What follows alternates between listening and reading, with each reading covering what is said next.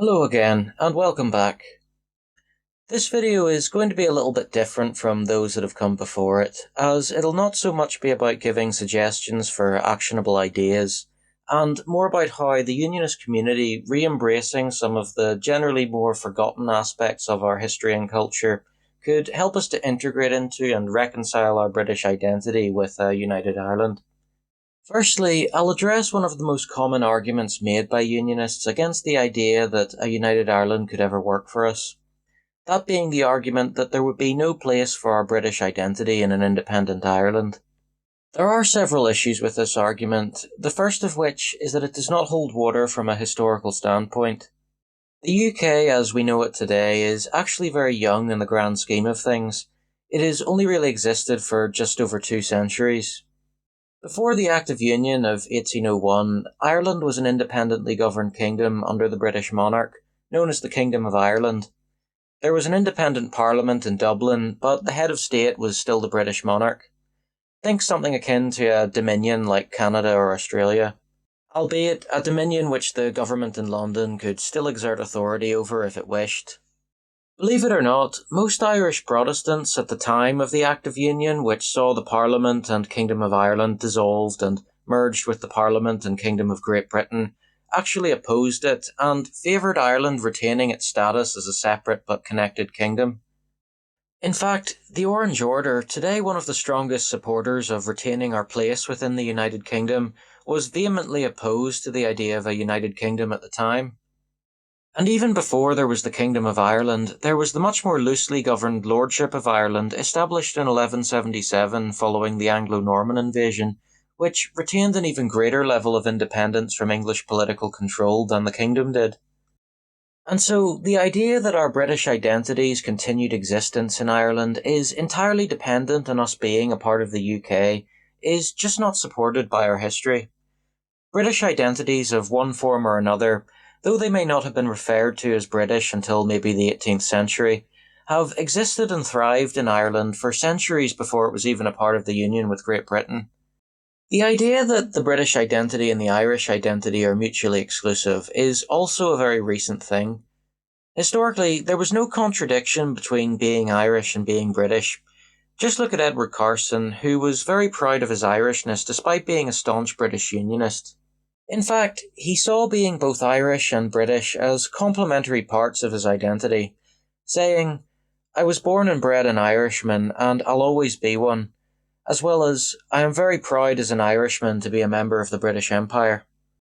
Other examples of Unionist historical figures who saw themselves as both Irish and British include Arthur Guinness, Ernest Shackleton, Henry Wilson, and even Ian Paisley, who was quoted to have said, "I am an Irishman because you cannot be an Ulsterman without also being an Irishman."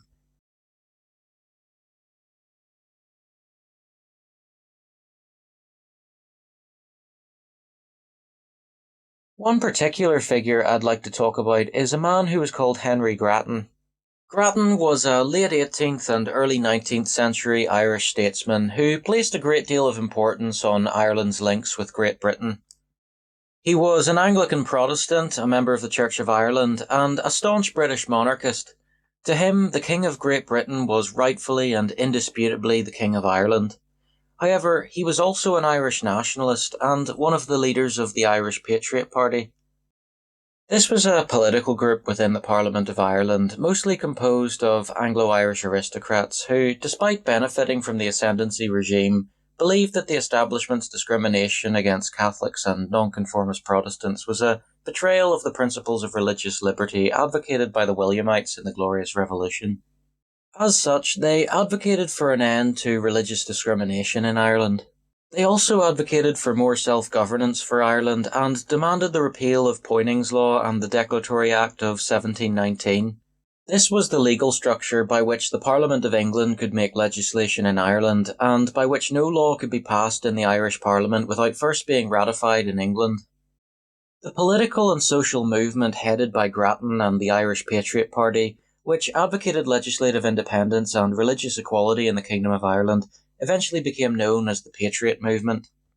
Also worth mentioning here are the Irish Volunteers, who were a collection of militia groups made up of mostly Protestants, formed in 1778 in order to protect the Kingdom of Ireland from invasion during the period when the British Army proper was off fighting the American Revolutionary War. They became heavily tied in with Grattan's Patriot movement and came to represent grassroots support from the general population in favour of both religious freedom and political independence, and, like the Patriot movement, generally supported retaining constitutional and cultural links to the British Crown. On November 4th, 1779, symbolically the date of King William III's birthday, over 10,000 volunteers paraded through Dublin in support of the Patriot cause. They marched to College Green, where King William's statue stood, and held a rally in favour of the relief of Ireland. It was once again advocated during this rally that the lack of religious liberty for Catholics and nonconformist Protestants in Ireland had been a betrayal of the Glorious Revolution, and that Ireland would be better off without the interference of the Parliament of Great Britain in its affairs. The political efforts of Henry Grattan and the Patriots, as well as the public displays of support by the Irish volunteers, would eventually result in the creation of the Irish Constitution of 1782 and the passing of the Irish Appeals Act in 1783. This granted the Parliament of Ireland legislative independence with the repeal of Poyning's Law and the Declaratory Act, allowing Ireland to finally govern itself without the interference of the Parliament in Westminster. However, many of Grattan's opponents in the Irish Parliament opposed his principles of religious freedom and the granting of political franchise to non-Anglicans, the fallout from which would eventually lead to Grattan's fall and to the United Irishmen Rebellion of 1798. We'll talk about that a bit later on in the video. The point of me talking about Henry Grattan is to show that it is perfectly possible to be British in an independent Ireland. Hell, arguably Grattan serves as an example that it is perfectly possible to be both British and an Irish nationalist, by showing that political separation isn't necessarily the same thing as breaking the links to our British heritage, traditions and culture. Moving on to another point, there is an argument made that unionism is an exclusively Northern Irish thing, and that we have no connection to the rest of the island. The reality is that there are actually plenty of examples of cultural ties the Unionist tradition has to the south, which could serve to help us integrate our sense of identity with the rest of the island. Historical figures like Jonathan Swift, Arthur Wellesley, Edmund Burke, Bram Stoker, Arthur Guinness and Edward Carson were all Unionists born outside of the 6 counties which today make up Northern Ireland.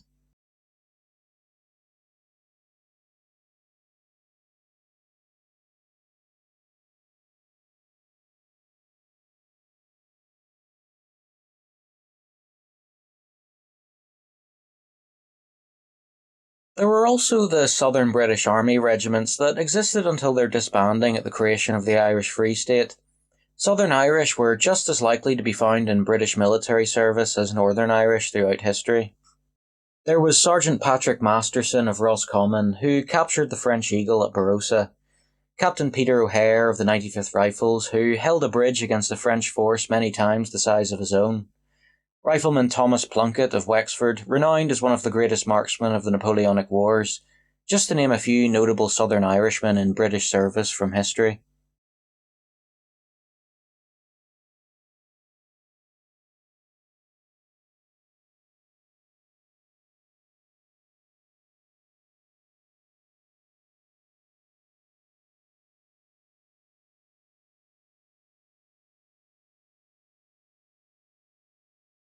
And of course there was Arthur Wellesley, the Duke of Wellington, a man from Dublin who needs no introduction. Ireland's contribution to Britain's military history is vast, and is full of examples of men from both sides of the border. As Edward Carson is quoted to have said, "We have given of our best to build up the empire. We recall the names of Wellington, of Roberts, of White of Ladysmith, and we think of Coghill of Isandula, around whose body, when it was found dead, the flag of the British race, the old Union Jack, was found. All these men were of Loyalist Ireland, and mainly of Ulster. The people of Ireland, both Northerners and Southerners, have a truly stellar history in the British Armed Forces, accumulating 180 Victoria Crosses since that military honour was established in 1856. It's a genuine shame, in my opinion, that so much of this gallantry and sacrifice is so often overlooked, forgotten, or willfully rejected, all as a result of cultural and political pettiness on both sides of the divide. Speaking of Wellington, I just want to take a quick aside to address something that has always bugged me. This being that alleged quote of his where he supposedly disavowed his Irishness by saying that one being born in a stable does not make one a horse. Despite this being arguably one of the most famous quotes associated with him, the truth is that he never actually said this at all. The quote was actually a joke made by Daniel O'Connell about Wellington that has been falsely attributed to him in more recent times. The full quote from O'Connell was, "The poor old Duke, what shall I say of him? To be sure he was born in Ireland, but being born in a stable does not make one a horse." Wellington himself never denied his Irishness. Even the Irish Catholic population of his day acknowledged him as Irish, declaring him the greatest living Irishman, alongside other things such as the conqueror of the tyrant and the liberator of the altar following his passing of the Catholic Emancipation Act of 1829. Additionally, I would argue to those who assert that Wellington was not really Irish as a result of his Anglo-Irish heritage that, by the same logic, neither were William Butler Yeats, Oscar Wilde, Constance Markievicz, or Theobald Wolfe. Anyways, I just wanted to make mention of this because every time I see this quote brought up as if it was said by Wellington himself, it really bugs me. But back to the topic of the Unionist tradition's cultural links to the South. I mentioned earlier in this series that some of the grandest buildings in Ireland, such as the old Irish Houses of Parliament, Dublin Castle, and even buildings with great importance to the nationalist tradition, such as Leinster House and the Dublin GPO, have their origins in the Unionist tradition, and there do still exist some of our monuments that weren't destroyed by Republicans in the cultural purge that followed independence. All of these things are examples of the links that our tradition has to the rest of Ireland. Our Britishness should not be a reason to isolate ourselves culturally from the rest of the island outside of our 6 counties, as it actually connects us with so much that falls outside of the border of Northern Ireland. We and our British identity are not foreign to the island of Ireland. We are in fact a product of it. Our specific form of Britishness would not have become what it is had our ancestors been living in England, Scotland, or Wales. Having a local native cultural identity, which plays a strong part in defining the character of your people's distinct brand of Britishness, has always been a core part of the British identity as a whole. I would argue that there is not one singular monolithic culture that could be described as the British identity. Rather, it is a combination of the native cultures of several different and distinct peoples who are native to the British Isles. The English, Scottish, Welsh, and Irish or Northern Irish are all very different from each other. They all have their own distinct customs, mannerisms, traditions, dialects, languages, and histories.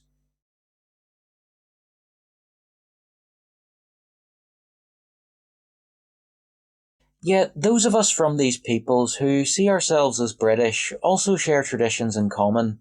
A common crown, a shared history, and a shared heritage. Those things that make us different, when under the umbrella of the British identity and paired with the traditions that we share, arguably take on a sort of prestige they otherwise would not have had. It increases the appreciation for them and makes the unique aspects of each different culture stand out more. A sense of pride in local identities and traditions enhanced as a result of being part of something bigger. At least that's my feelings on it. In fact, one of the meanings of the Irish symbol we refer to as the Celtic knot is interconnectivity, the weaving of 2 concepts together into a whole. A whole which, rather than becoming a monolithic straight line devoid of character, retains a distinct shape as a result of symbolically interweaving threads.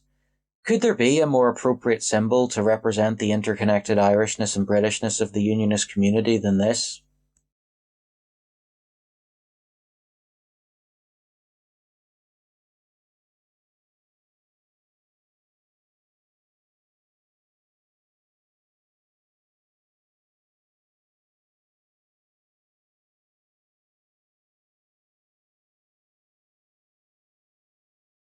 Amongst Unionists, there are typically 2 arguments for the rejection of Irishness as something compatible with Britishness. One being the fact that the Irish identity is currently heavily tied in with republicanism, and the other being the argument that because most Unionists are of Ulster Scot ancestry, that we are not truly Irish. To the first argument, I would respond by saying that Irish republicanism does not have a monopoly on the Irish identity. The Republican tradition is only one of two Irish traditions, and arguably only one of two Irish nations that share this island. It is entirely possible to be Irish and not be an Irish Republican. This surrendering of the Irish identity entirely to republicanism has resulted in our tradition rejecting many aspects of Irish culture and heritage that we really have as much right to as nationalists, and has allowed said aspects of the culture to become heavily politicised. Take, for example, the Irish language.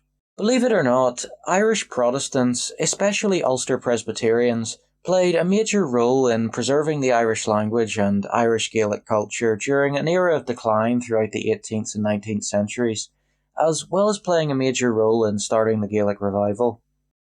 In fact, the Gaelic League, upon its establishment in 1893 by a group of Irish cultural enthusiasts led by Douglas Hyde, actually aimed to bridge the divide between Unionists and Nationalists via mutual appreciation for Irish culture. It was founded as an explicitly non-political and non-sectarian organisation, with Hyde himself quoted as having said, "The Irish language, thank God, is neither Protestant nor Catholic, it is neither Unionist nor Separatist." In fact, the then Grand Master of the Orange Order, Reverend Richard Tutledge Kane, was one of the founding members of the Belfast branch of the Gaelic League. Prominent Unionist figures like Edward Carson spoke Irish and played Gaelic sports, and the Irish language could be seen present at Unionist events and in Unionist imagery during the Home Rule crisis. A Unionist member of the Gaelic League, who was a personal friend of Douglas Hyde, a man named James Hannay, claimed that being a loyalist made no difference whatsoever to my position in the League. There are two books that I'd recommend on this if you're interested in knowing more. The first is Presbyterians and the Irish Language by Roger Blaney, and the second is Hidden Ulster, Protestants and the Irish Language by Padraig Snowdye. Hidden Ulster is a bit hard to get a hold of, but Presbyterians and the Irish Language is available on Amazon, and I would highly recommend that anyone interested in this topic give it a read. It tells the story of how the 17th century efforts of the Presbyterian Church to convert the Irish-speaking natives of Ulster to Presbyterian Protestantism by preaching to them in their own language evolved into a series of movements during the 18th and 19th centuries that would aim to preserve and revive the Irish language as it began to decline amongst the Catholic population. It also tells the stories of many of the people involved in these efforts over several centuries and spans the periods before, during and after the Gaelic revival. Hidden Ulster looks at much of this as well, but also at a pre-existing Gaelic-speaking tradition that had existed amongst a number of the Scottish settlers in Ulster who would eventually become the Ulster Scots. Both books demonstrate that in many ways the attitudes towards Irish in many Catholic and Protestant communities throughout Ireland were once the inverse of what they are today. A great many Irish Catholics were actually apathetic to the language by the turn of the 19th century, and were actually encouraged by the Catholic clergy not to teach it to their children. Even Daniel O'Connell, who was himself a native Irish speaker, encouraged Catholics to ditch the Irish language in favour of English, saying, "Although the Irish language is connected with the many recollections that twine around the hearts of Irishmen, the superior utility of the English tongue as the medium of all modern communication is so great that I can witness without a sigh the gradual decline of the Irish language." It was this apathy and contempt for the Irish language amongst a large number of native Catholics that was one of the major factors which would lead to its very rapid decline, and which would set the stage for it to be brought to almost the brink of extinction during the famine. By contrast, the Presbyterian Church in Ulster encouraged its preachers to be fluent in Irish, and opened Irish language schools throughout the country which actually catered to both Catholics and Protestants. Even Catholic priests were welcome at these schools and were known to attend, since learning Irish from Protestants made it easier for them to preach to their flocks during a time when their own church no longer supported the native language spoken by the majority of the Irish people. You can arguably see in these efforts the beginnings of what would become the ideal of uniting Protestant, Catholic and Dissenter under the common name of Irishmen that would later be espoused by the Society of United Irishmen. Some members of the Presbyterian Church travelled around the country speaking to native Irish speakers in order to collect and write down many of the Irish poems and stories which, up until then, had survived almost exclusively in oral form. These efforts to more permanently preserve the history and traditions of Ireland's native language actually saved many of these poems and stories from being lost forever during the famine. Several Ulster Protestants also became interested in traditional Irish music, and groups like the Belfast Harp Society and its successor, the Irish Harp Society, strove to keep the music of the Irish harp alive throughout the 18th and early 19th centuries. Again, if you're interested in knowing more about all this, I would strongly recommend reading at least Roger Blaney's book. I'd especially recommend it to fellow Unionists, as it very much shines a light on a part of our history and heritage that we have sadly neglected. The Unionist hostility towards the Irish language and Gaelic culture only really began with the politicisation of the Gaelic League in the early 20th century. This came after its original goal was subverted in favour of the cause of Irish nationalism, primarily as a result of the political situation of the time and infiltration by members of the Irish Republican Brotherhood. In 1915, it was declared that the old goal of using mutual appreciation for the Irish language and Irish culture to unite Unionists and nationalists would be scrapped, and that the League would become politically tied to the cause of Irish independence. A motion was passed which proposed that the previous Gaelic League rule, that it be non-political, be abolished, and a clause inserted that a free Ireland be included in the aims of the League. As a result of this, an adjustment was made to the organisation's constitution, which declared paradoxically that while the League shall be strictly non-political and non-sectarian, it also shall devote itself to realising the ideal of a Gaelic-speaking and independent Irish nation, free from all subjection to foreign influences. I get that the non-sectarian part could still very much apply, but it can hardly claim itself to be non-political and then follow up with a declaration of being politically aligned with Irish nationalism in the same sentence. The result of this takeover and of the politicisation of the League by Irish nationalism was that Unionists began to abandon it en masse, and Douglas Hyde, despite being a nationalist himself, resigned in protest at the subversion of the organisation that he had founded. He would write about the IRB takeover, claiming that they have left the Gaelic League a body to which no Redmondite and no Unionist can any longer subscribe. This tying in of the Irish language and of Irish culture with Irish republicanism would lead to the Unionist tradition almost totally rejecting the Gaelic revival altogether. And to this day, the Irish language is regarded as generally being the exclusive property of the nationalist tradition. Following the partition of Ireland and the creation of the new province of Northern Ireland, Ulster Unionists would further reject Irish culture and language in order to better emphasise themselves as being a distinct people from the Southern nationalists, and to emphasise that they were more closely connected to the UK than to the Free State.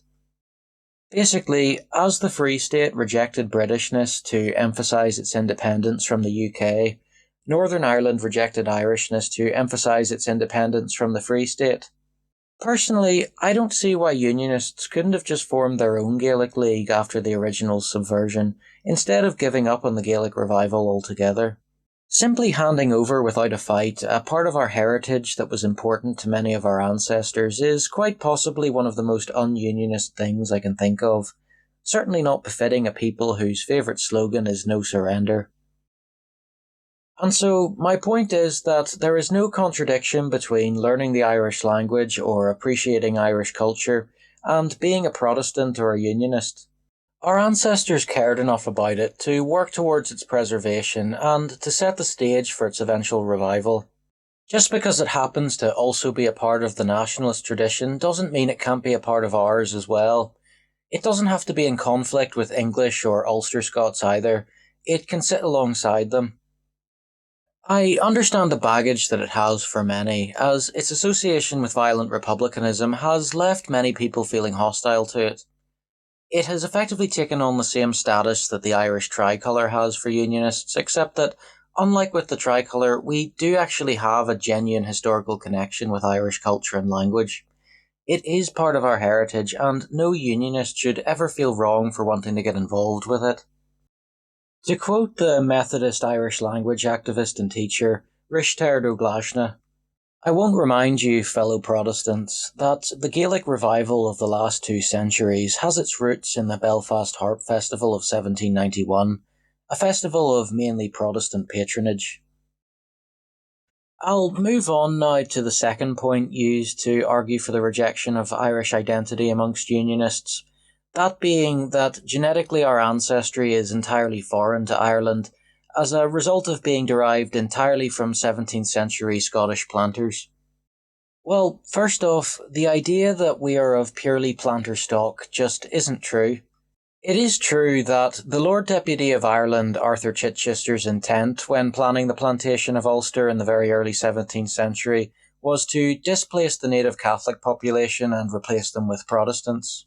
However, the opening up of a far more appealing plantation scheme in North America meant that the number of planters who volunteered to settle in Ulster was never high enough to meet the target needed to replace the native Irish population, or even for significant population displacement. In fact, the number of volunteers was so underwhelming that the authorities were forced to look to the harsh and impoverished England-Scotland border region for planter candidates, where there lived a people known as the Anglo-Scottish Border Reivers. This population had been forced to develop a survivalist lifestyle as mounted raiders in order to survive in the inhospitable and historically war-torn region of the Anglo-Scottish border. Historically, they had been seen by the governments of England and Scotland to function as a sort of unofficial buffer between the two often warring kingdoms, and their skill as light cavalry saw them recognised as potential mercenaries for either kingdom during wartime. In fact, their skill as light cavalry was so renowned that Queen Elizabeth I was quoted to have said that, with 10,000 such men, James VI could shake any throne in Europe. George MacDonald Fraser, the author of The Steel Bonnets, a book covering the history of the Border Reivers, had the following to say about them. Countryside became the scouts and light horsemen for the English or Scottish armies. It was only when James I came to the throne that the border was pacified. Until that time, they lived in towers like this one, which are very strong places, well fortified, and in time of trouble they would get their cattle inside and defend themselves against all comers. James was determined to put a stop to this, and he had the borders pacified in a very rough fashion. An awful lot of people were killed, others were sent to the Low Countries where they served as mercenaries, but most of them, whole tribes, whole families, were shipped to Northern Ireland. James I's idea was that they would settle down peacefully as farmers. But being what they were, which was very skillful guerrilla fighters and robbers by nature, they formed a very hard core. You can say that they were probably the best frontier fighters in Britain, possibly in Europe. And these were the people who were the sort of centre, if you like, of the Scotch-Irish settlers in Ulster and, of course, later in the United States.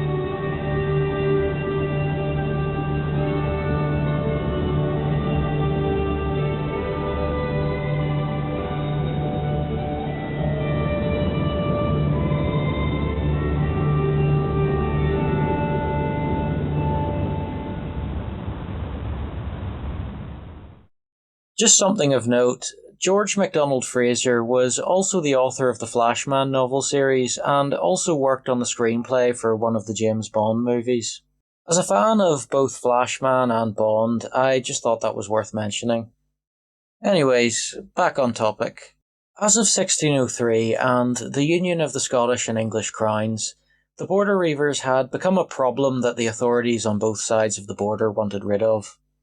And so, following a military campaign of pacification in the region, which saw many Reivers executed via hanging and only given a trial after they were already dead, a practice known as Jeddart Justice, King James VI of Scotland and I of England, on the advice of Arthur Chichester, offered many Reivers the opportunity to partake in the plantation of Ulster, with the alternative often being the noose. Basically, they were displaced from their lands in the border regions and then banished to Ulster.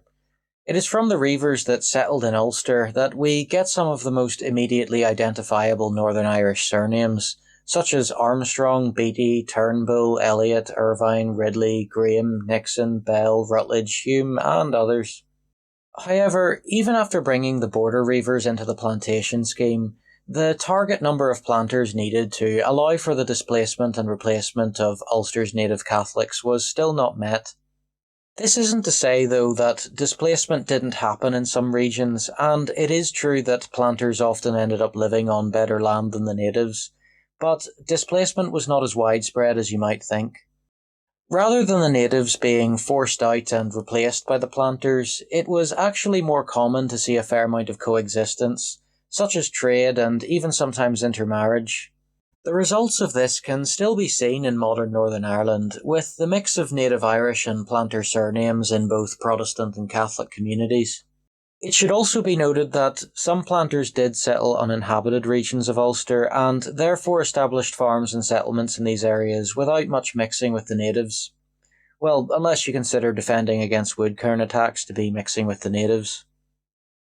Even after the Scottish planters became the majority population, intermingling between the two ethnicities in Ulster continued over the next 4 centuries, which has resulted in practically all of us being a mix of native and planter genetics.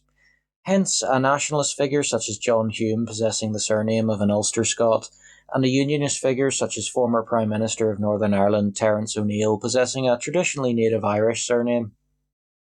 And so, in response to the argument made by some in the Unionist community that we aren't truly Irish as a result of our planter ancestry, I would respond by pointing out that, by this logic, we wouldn't be British either as a result of our native ancestry. As a people, we have our roots in 2 worlds, and I see no reason why we can't embrace both of them. Moving on to something else now, there is an argument that I've seen made by a number of people from the nationalist tradition, which is that it makes no sense for Ulster Protestants to be Unionists.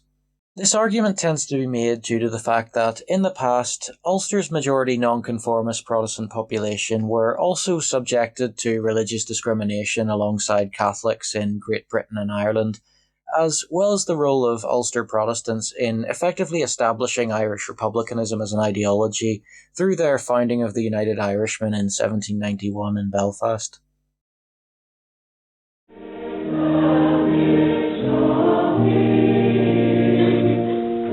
The congregation of Clascar in County Down prepare to take communion in the style of their 17th century ancestors. They recall the days when the Ulster Presbyterians were savagely persecuted by their Anglican fellow Protestants. As in the early days, tokens of worthiness are collected before the bread and wine is distributed. According to the holy institution, example and command of our Lord Jesus Christ, and for a memorial of him we do this, through the same night in which he was betrayed, took bread. And when he had blessed and given thanks, he brake it. In the 17th century, Presbyterian services were banned and ministers outlawed. For safety, the worshippers often met in the woods with sentries posted to look out for government troops. After the same manner also he took the cup, saying, "This cup is the new covenant in the blood of Christ. This do ye as oft as you drink it, in remembrance of me." This cup is the blood of Christ, which is shed for many unto remission of sins. Drink ye all of it.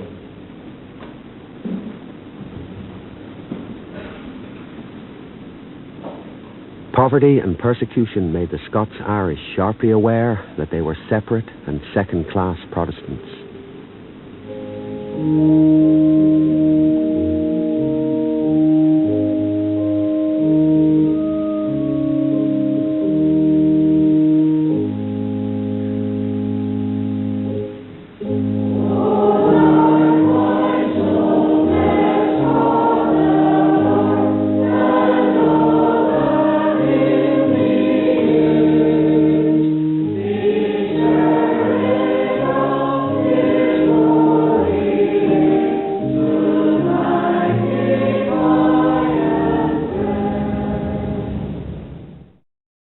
Nationalists may argue that, with this history in mind, we should really be nationalists too. There is also an argument made that is linked in with the point about religious discrimination, that Ulster Protestants should not celebrate King William's victory over James during the 1689 to 1691 Williamite War in Ireland, because James advocated religious freedom for Catholics and Protestants alike, whereas William's victory resulted in the implementation of the penal laws.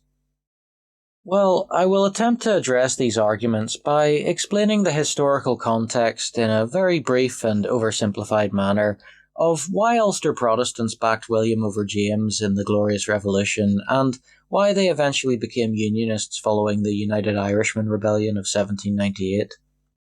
So, to understand the context for Ulster Protestants backing King William, we need to go back to the mid-1600s. 1641 saw the outbreak of a rebellion led by members of the Gaelic nobility against the authority of the Kingdom of Ireland.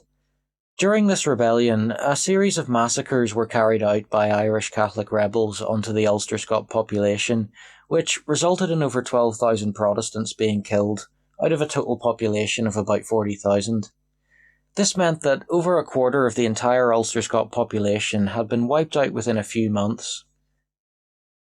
It has been estimated that roughly 4,000 Protestants died as a result of being directly murdered by Catholic rebels, with the remainder dying of disease, malnutrition, or exposure after being burned out of their homes during the harsh winter of 1641.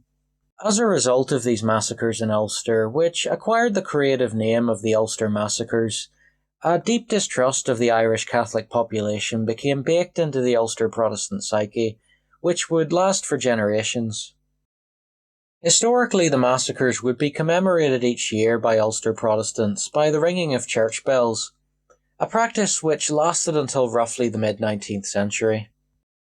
It became a commonly held belief within the 17th century Ulster Protestant population following the massacres that if the Irish Catholic population was given the opportunity, they would either attempt a repeat of the Ulster Massacres or have the entire Protestant population of Ulster expelled from the country, as one of the rebel leaders, Owen Roe O'Neill, had advocated.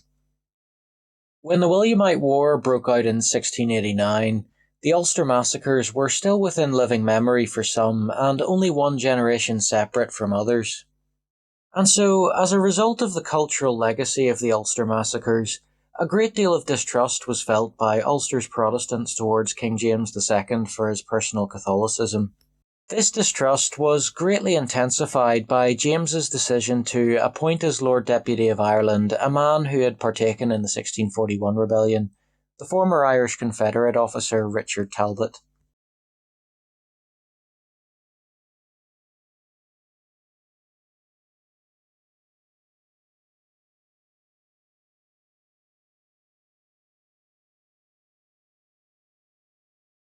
Upon his appointment as Lord Deputy, Talbot began purging Protestants from Ireland's civil infrastructure and military and had them replaced with Catholics. In the minds of Ulster's late 17th century Protestant population, siding with William came to be seen as their best chance at ensuring the survival of their people.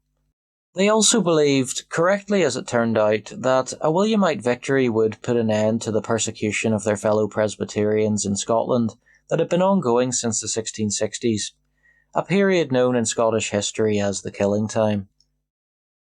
Now, I do think I should mention that King James himself did not approve of Talbot's purging of Protestants from the Kingdom of Ireland's civil service and military, and did attempt to rein him in, albeit unsuccessfully.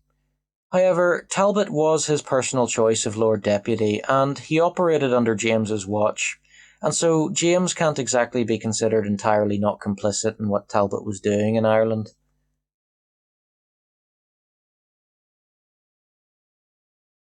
Additionally, there was also another factor which may have influenced Protestants to side with William over James, that being that, for most Protestants in the British Isles at the time, Catholic monarchies were associated with tyrannical or autocratic rule, which they believed was evidenced by James's desire to be able to rule without a parliament.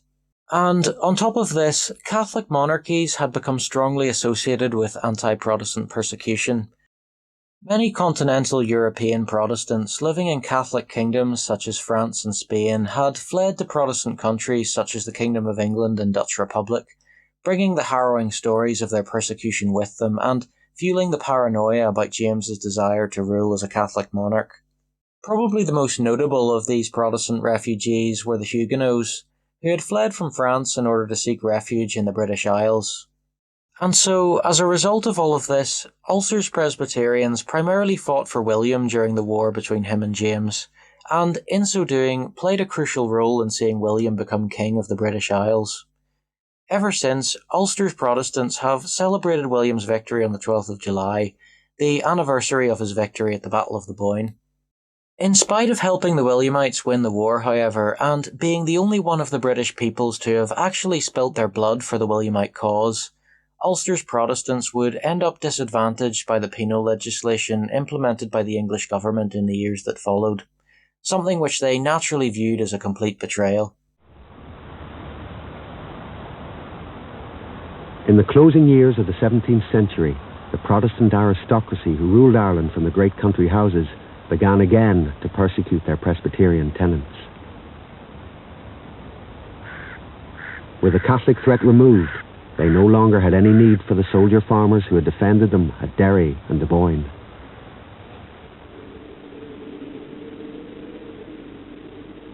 In the bleak winters that marked the new century, the lords and bishops, people who had made fortunes from the Ulster plantation, found comfort in looking back to the early days of the settlement. Then everybody minded their trades, and the plough and the spade, building and setting fruit trees in orchards and gardens. The old women spun, and the young girls plied their nimble fingers at knitting, and everybody was innocently busy. Then the golden peaceable age renewed, no strife, contention, or Scottish or Irish feuds. An Eden that never was, but outside was the uncomfortable reality, a land of conflict and injustice. John Scott, Presbyterian preacher, expelled from his church and home. John Smiley, tenant farmer scratching a living on 20 acres. James McCulloch, weaver, in danger of arrest for his radical opinions. Arthur Patterson, evicted smallholder, fiddler, and expert in homemade whiskey. This would result in the growth of deep resentment towards the government amongst the Ulster Scot population, a resentment which would be carried to America by many of the Ulster Scots who emigrated there in the years that followed. Brethren, this is the land of our bondage, as Egypt was to the Israelites of old. Here, we Presbyterians cannot be magistrates or even postmen unless we take communion in the house of idolaters. Here it is not lawful for us to marry in our own kirk, for we will be called fornicators, and our children bastards. Brethren, let us depart from here, for God has appointed a new country for us to dwell in. Let us be free from these pharaohs, these wreckers of rent and screwers of titles, and let us go on to the land of Canaan, for we are the Lord's own people, and he shall divide the ocean before us. This is possibly one of the reasons why so many of the descendants of Ulster Scots who migrated to America during this period would choose to fight on the side of independence during the American Revolutionary War. Many Ulster Scots back home in the British Isles were also quite sympathetic to the cause of American independence, and this is the reason why you can find in some loyalist areas murals which celebrate the American victory. I do think it's worth mentioning that at the time, Americans were not viewed by the British as a foreign people the way they are today. The American War of Independence was actually seen as something of a transatlantic British Civil War. There were actually quite a few who had sympathy for the American rebels in the British Isles, primarily those who adhered to the British classical liberal tradition, the tradition upon whose principles the United States would eventually be founded. These people often saw the rebels as fellow Englishmen who were fighting to assert their rights in the spirit of Magna Carta.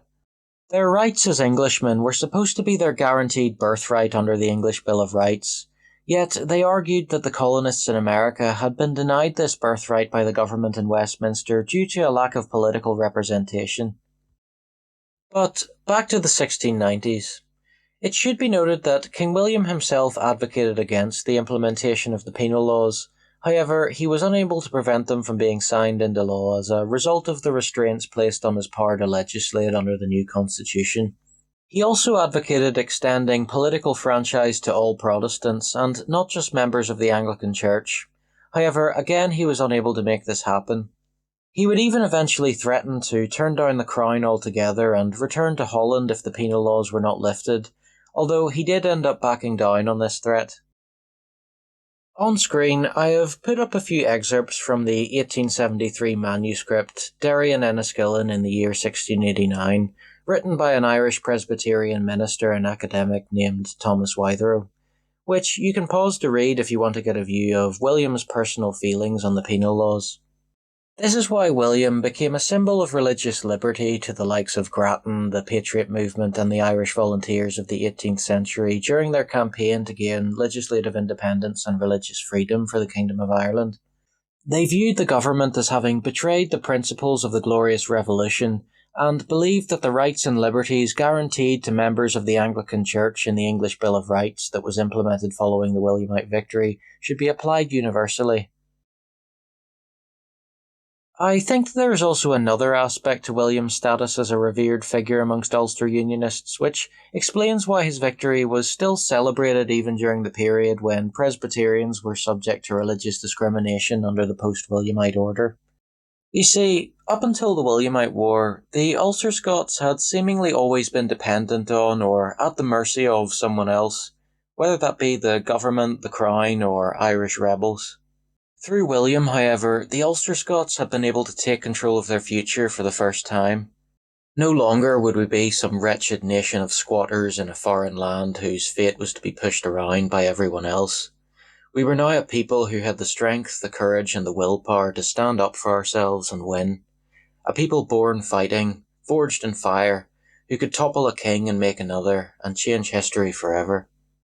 And so the reason why the Boyne and the 12th of July is so important to us is not just because it represents an age-old tradition handed down to us from our ancestors, but because it celebrates the events that allowed us as a people to recognise our agency, to take control of our own future. Our victory in the Williamite War in Ireland had seen ourselves earn a confidence, a dignity and a recognition of our own self-determination that we had simply not had before. We had fought and defeated all those we had previously been at the mercy of. The House of Stuart, who had forcibly resettled the Reivers in Ulster, was gone, and their Irish supporters, who had been led by an officer of the faction responsible for the Ulster Massacres 50 years previously, had been defeated. And on top of this, the war had resulted in us acquiring a much stronger attachment to the land of Ulster. We had now fought and died for this land, spilled our blood for it, and as such, we came to see it as our indisputable homeland. This, in combination with the cultural and genetic mingling with the native Irish that had been occurring for some time by this point already, changed how we perceived ourselves entirely. We were no longer just Scottish planters in Ulster. We were now Ulster Scots. Ulstermen. And it would be this newfound sense of confidence, self-belief and dignity, in combination with the anger at the government's betrayal of Ulster's Presbyterians and the principles of King William, as well as the desire to never allow ourselves to be pushed around by anyone ever again, that would lead the Ulstermen down a path that would once again change Ireland's history forever. Following Henry Grattan's failure to include an end to religious discrimination in the Irish Constitution of 1782 as a result of staunch opposition in Parliament, and in combination with the fact that there was nothing to prevent Ireland's newfound legislative independence from simply being repealed by the British government if it ever wished to do so, Ulster Protestants lost faith in the political process. Instead, they would turn to more radical methods of reform, and in 1791 the Society of United Irishmen was founded by Protestants in Belfast. It soon began to recruit disenfranchised Catholics alongside Protestants, who many Presbyterians had begun to see themselves as having a newfound sense of kinship with since the implementation of the penal laws. Grattan himself would withdraw from Parliament in 1797, believing its corruption too deeply entrenched for it to be reformable, which to many represented the defeat of the constitutional approach and the final piece of evidence that revolution would be the only option.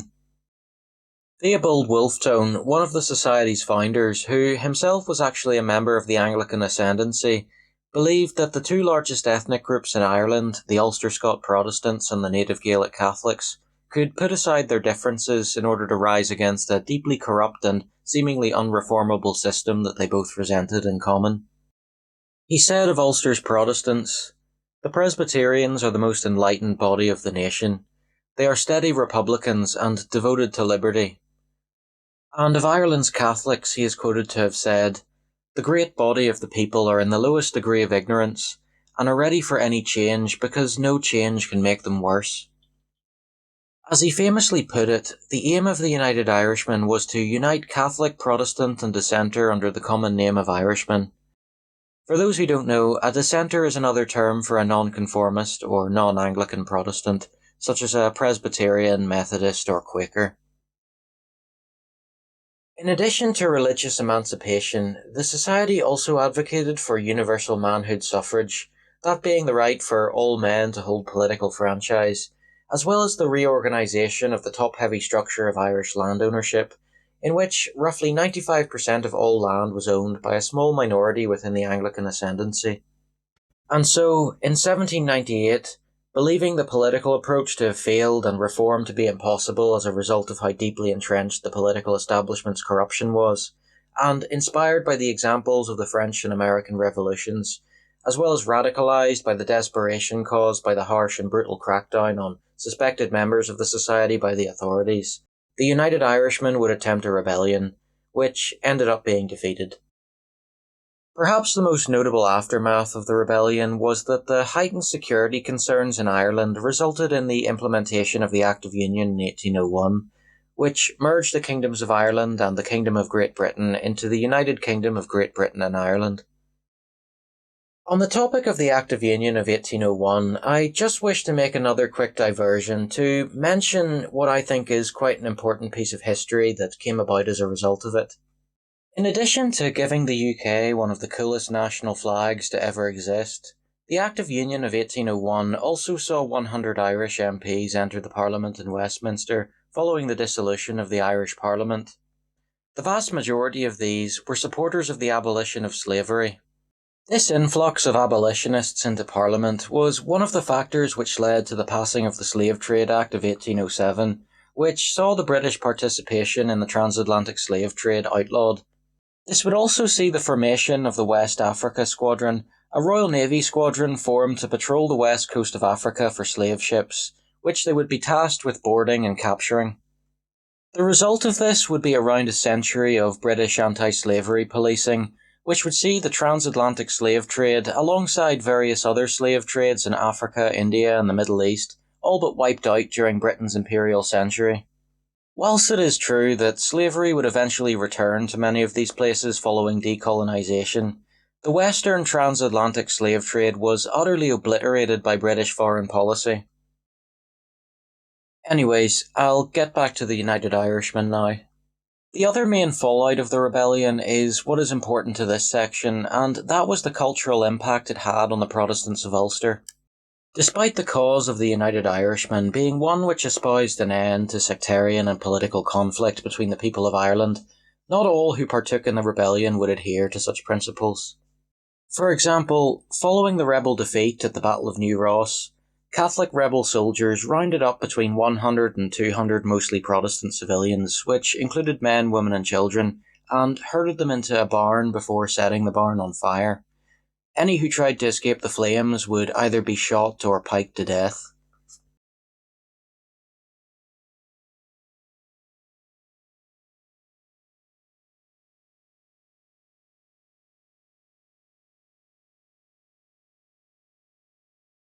In Wexford town, a rebel leader by the name of Thomas Dixon, or Bloody Job Dixon as he would become known by Protestants, carried out a number of killings of local Protestant loyalists on Wexford Bridge. He executed 97 before he was finally stopped by the arrival of other United Irishmen leaders. Dixon had also wanted to set fire to a jail being used to house over 250 Protestant loyalist civilians, thereby creating a sort of second Scullabogue.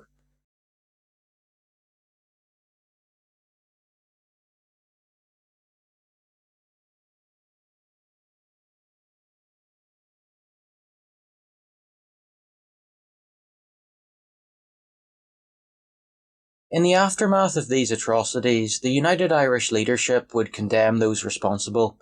However, the damage was done. Government agents spread the news of atrocities such as these amongst Ulster's Protestant population, which had the effect of successfully reinvigorating the old fears of murderous Catholic ethno-nationalism that were associated with the 1641 Ulster Massacres for them. Events like the Scullabogue Barn Massacre were seen as an unforgivable betrayal by some, and evidence that Catholics still had no desire to share Ireland with Protestants by others. And so, Ulster Protestants began to rapidly desert and defect from the United Irishmen, with many even switching sides and joining the yeomanry and militia. It was said that by the rebellion's end, every man in the once staunchly Republican city of Belfast wore a red coat. An Anglican priest named Edward Hudson was quoted to have said at the time, "The brotherhood of affection is over." There were other factors which almost certainly led to Protestant disillusionment with Catholics in Ulster. For example, there was the fact that it had been primarily Presbyterians who had been fighting and dying to free Ireland from the corrupt and oppressive system as members of the United Irishmen, whilst it had been primarily Catholics fighting to suppress these efforts and retain the tyrannical system as members of the state militia and yeomanry. Irish Catholics serving in the state forces had also participated in the arrests and torture of Protestant supporters of the United Irishmen by pitch cappings and slow hangings, both before and during the rebellion. This created a perception of Catholics amongst Ulster Protestants of them being complicit in their own oppression, an oppression which the Ulster Protestants had been spilling their blood to free them from. No doubt this served to sour Protestant opinion on Catholics as being untrustworthy and unworthy to be considered countrymen, and no doubt it also helped to awaken those old sectarian fears which were rooted in the massacres of 1641. In the years that followed the rebellion, the degeneration of the French Revolution into the Reign of Terror greatly reduced Presbyterian affection for revolutionary thought and for republicanism as an ideology. This, combined with the renewed distrust of the Catholic population following the atrocities that I talked about, the relaxation of several laws disadvantaging non-Anglican Protestants, and the general disaffection with the idea of revolution following the failure of the United Irishmen, would lead to the Ulster Protestant population becoming gradually more conservative and accepting of the British state.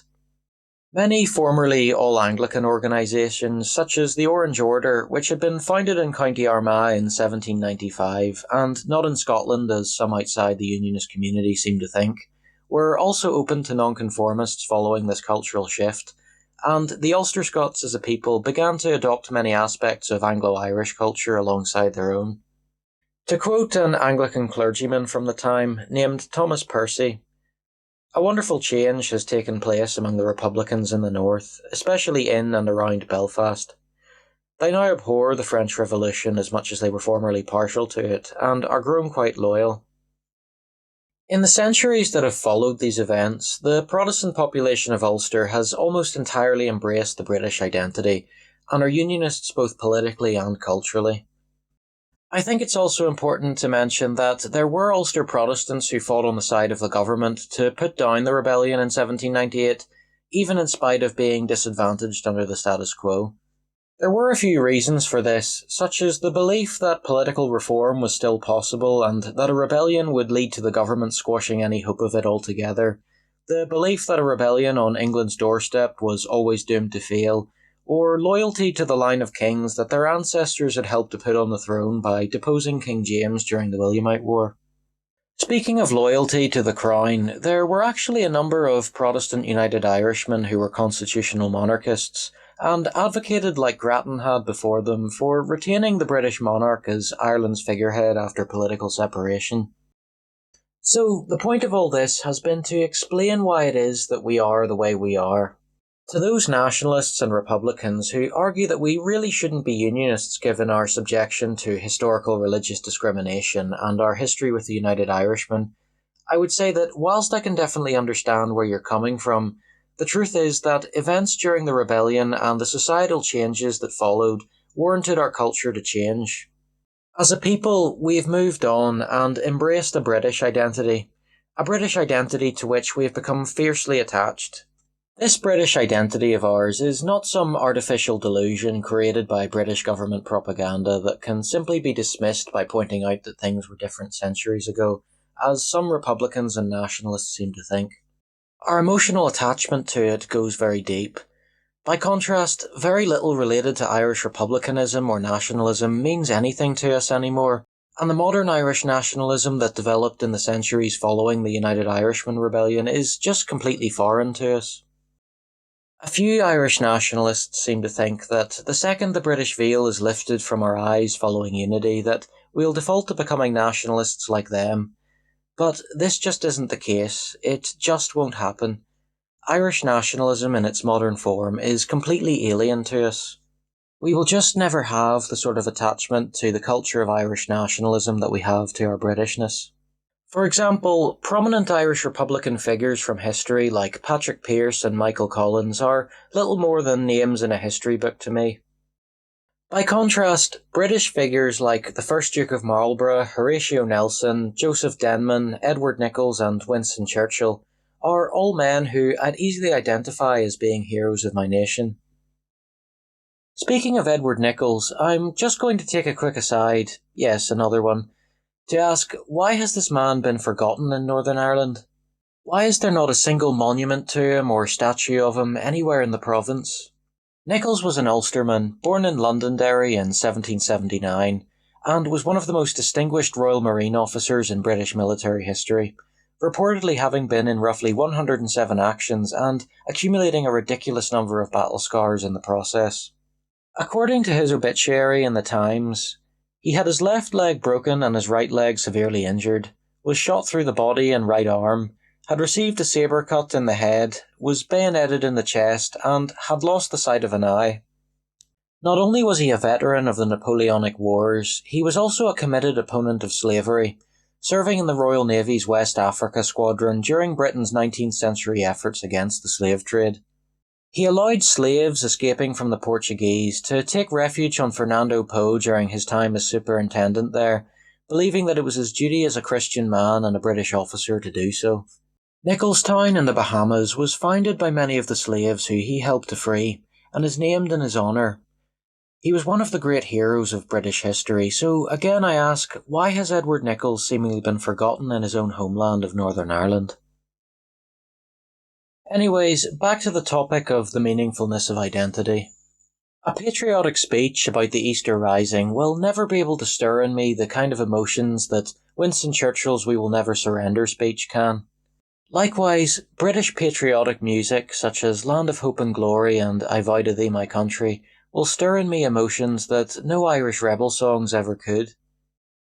Basically, in much the same way that Irish nationalists have moved on from the idea of a Home Rule Parliament within the United Kingdom in favour of embracing full-blown republicanism and separatism, so too have we moved on from republicanism and separatism in favour of embracing Britishness and an attachment to the United Kingdom.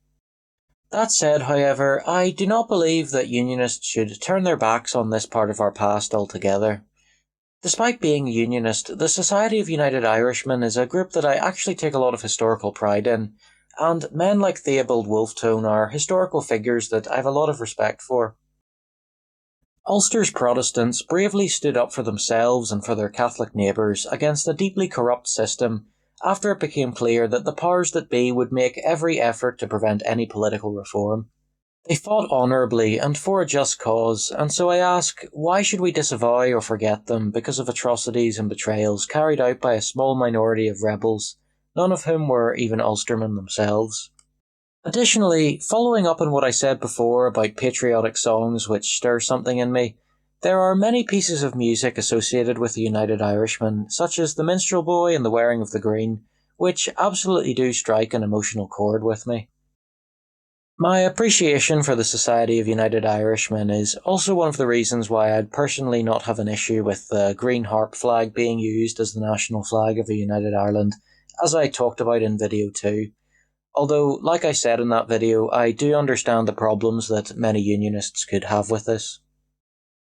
In my opinion, to disavow the Ulstermen of 1798 and to allow their sacrifices to be forgotten entirely would be as disrespectful as disavowing and forgetting the sacrifices of the Ulstermen who have served in the British forces throughout history.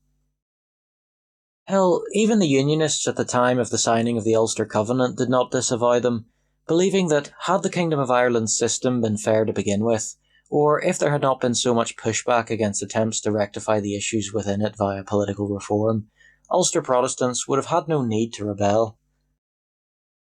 In fact, the Ulster Volunteer Force of 1912 actually considered itself to be the spiritual successor to the Old Irish Volunteers of 1778, the membership of which included many who would go on to become United Irishmen 20 years later. There is actually quite a bit of historical evidence which backs up the early 20th century Unionists' assertion that the Ulster Protestants only rebelled in 1798 out of desperation, as it wasn't until the failure of Grattan's Parliament that they deemed the system beyond reform. Up until that point, most had shown themselves more than willing to consider themselves British subjects. Even Theobald Wolfetone himself, who was in fairness himself not an Ulster Scot but an Anglo-Irishman descended from one of Cromwell's soldiers, was almost something of a British loyalist in his early life, or at least complacent enough living under British rule, despite his later claims to the contrary about having been a lifelong Republican.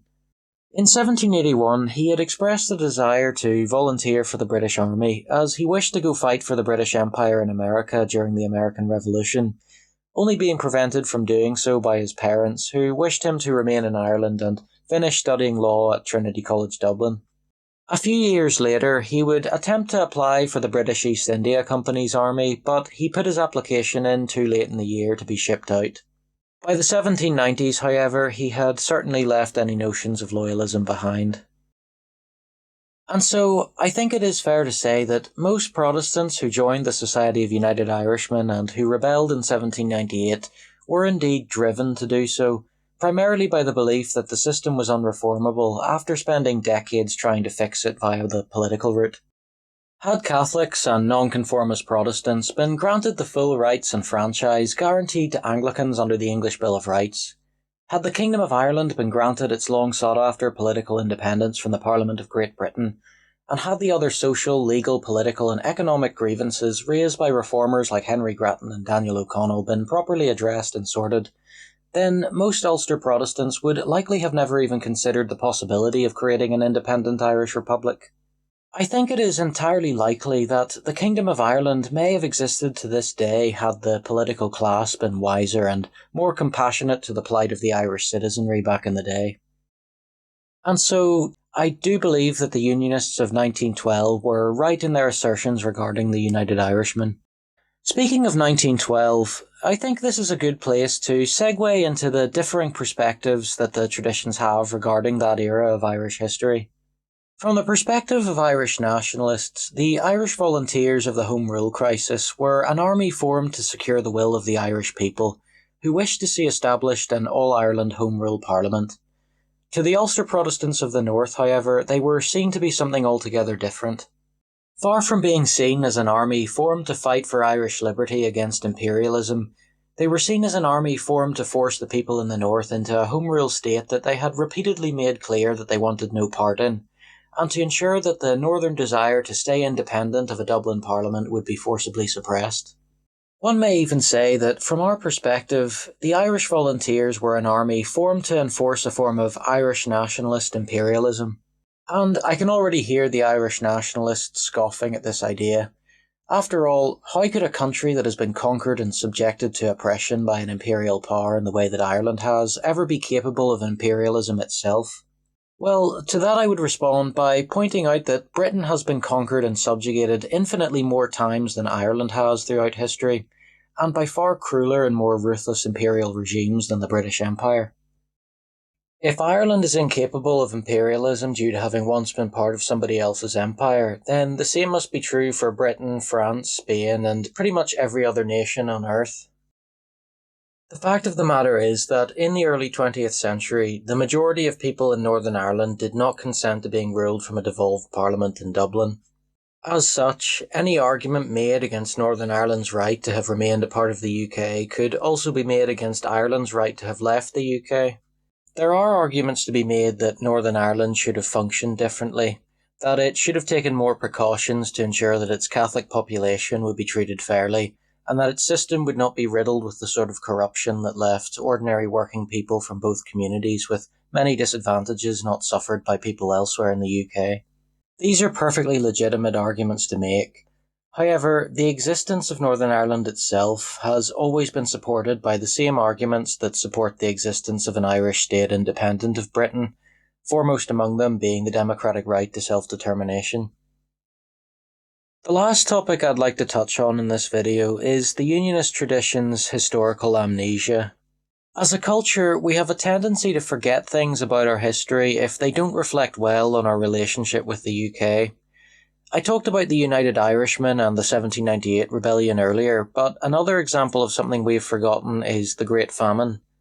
The famine is something that doesn't really enter our cultural consciousness, and to most Unionists it may be something that we dismiss with a line like, well, we weren't affected by it, so why should it matter to us? Well, believe it or not, Ulster and the Ulster Unionist population were indeed affected by it.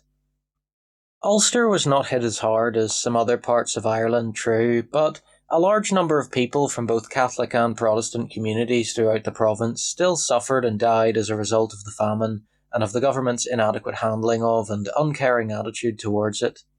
You can find famine graves all over Northern Ireland, including in Belfast, where an unmarked mass grave containing between 10,000 and 60,000 bodies is located near the city hospital on Shankill Road.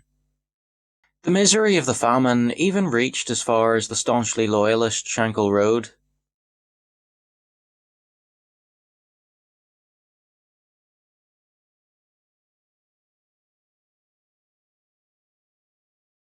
There is a book I would recommend on this called The Famine in Ulster. It is a collection of essays written by historians on how Ulster was affected by the famine, and it shows beyond a doubt that neither the province of Ulster nor the Ulster Protestant or Unionist population were spared the horrors of the Great Famine of the 1840s. Personally, I don't think it's fair that we have forgotten the suffering of our ancestors the way we have. We've buried the memory of the famine for the sake of loyalty, the same way we often bury the memories of things such as our ancestors being subjected to religious discrimination even after helping the Williamite cause win against the Jacobites. The government and political class stabbed our ancestors in the back and royally screwed them over many times. I see no contradiction between my unionism, my British identity, and my love of Britain, and acknowledging that our ancestors were often not treated well by the British government throughout history. I'd argue that holding those in power to account has always been a core part of the British mindset, even going as far back as the Barons' revolt against King John and the signing of Magna Carta. Letting a crooked government off the hook, especially for something as bad as the downright criminal negligence in their handling of the famine, is just quite possibly one of the most un-British things I can think of. We certainly wouldn't let the modern British government off with this sort of thing. We despise them for far less. So why do we turn a blind eye to the suffering of our ancestors in previous centuries for the sake of the reputations of past British governments? Also on the topic of amnesia is how we seem to have forgotten many of those we left behind following partition. There was always a Unionist minority in the rest of Ireland who opposed partition due to believing that it would cut them off from their largest body of support, that being the Protestants and Unionists of Ulster. They wound up on the wrong side of the border, in a country that was often openly hostile to their identity, and to this day, many that remain feel they can't express themselves openly as Unionists in the Republic of Ireland. Since partition, they seem to have been largely forgotten about by us in the north following the Ulsterisation of our identity. It could be argued that unification would allow us to reconnect with them and perhaps provide some much-needed support for their neglected Southern Unionist identity and culture.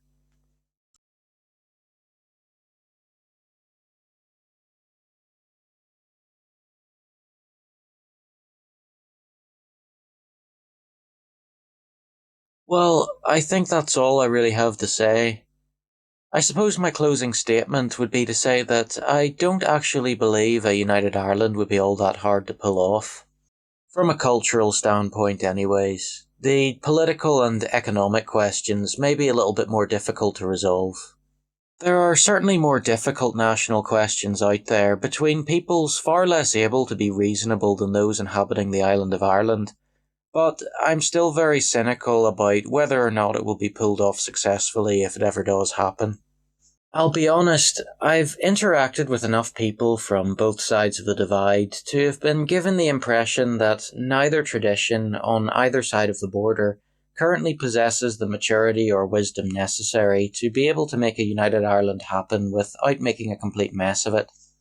The ignorance of and contempt with which many in the nationalist tradition hold the Unionist tradition, their total rejection of the idea that there could be any form of Britishness or British culture native to Ireland, and their desire to get their own way without any compromises with the Unionist tradition, will probably see a united Ireland be a rushed, messy project which ends up walking over and antagonising the Unionist community.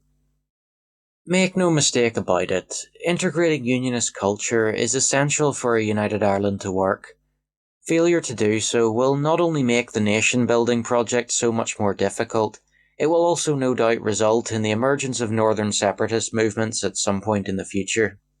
Meanwhile, on the other side of the divide, the stubborn pig-headedness of the Unionists will no doubt see them making the whole thing as difficult and awkward as possible by opposing and roadblocking it at every opportunity, doubtless squandering any potential chances for compromise, cultural security, or advantage presented to them.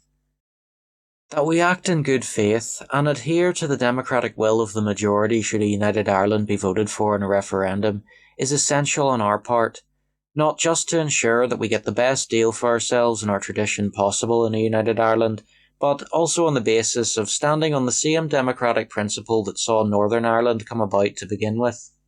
Like I said way back at the start of this series, I think that a united Ireland is something that needs to wait until both communities are mature enough for it to work.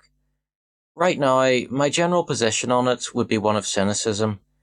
There is simply not enough goodwill or genuine understanding between the communities for me to believe that there is a solid enough bedrock upon which to build a united Ireland. At the moment, the ground is simply too unstable and unsure to build something this ambitious on. But you never know, I could be wrong. I'm always quite happy to be pleasantly surprised. It doesn't happen often enough, to be honest. A librarian I used to know once warned me about being optimistic. A saying he was fond of was, "Hope is the first step on the road to disappointment." I'm not quite as cynical as that, though, to be honest, I'm not too far off. I'm partial to the idea that if you always expect the worst, then you'll never be disappointed, and occasionally pleasantly surprised. Again, though, I'm not optimistic that, as of yet, the communities will be able to bring themselves to gain the necessary understanding of their opposite tradition and their perspectives, of what's important to them and what compromises would be needed to accommodate them, whilst at the same time being able to set appropriate boundaries in regards to their own tradition not being overly compromised on, in order to make Irish unity anything other than a big dysfunctional mess. Put simply, I believe the Irish are not ready for unity. Someday we may well be, but we are not there yet.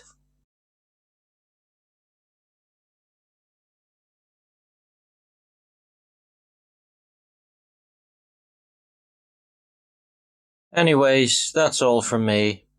More than anything else, I just needed to get all this off my chest, as it's been weighing me down for some time.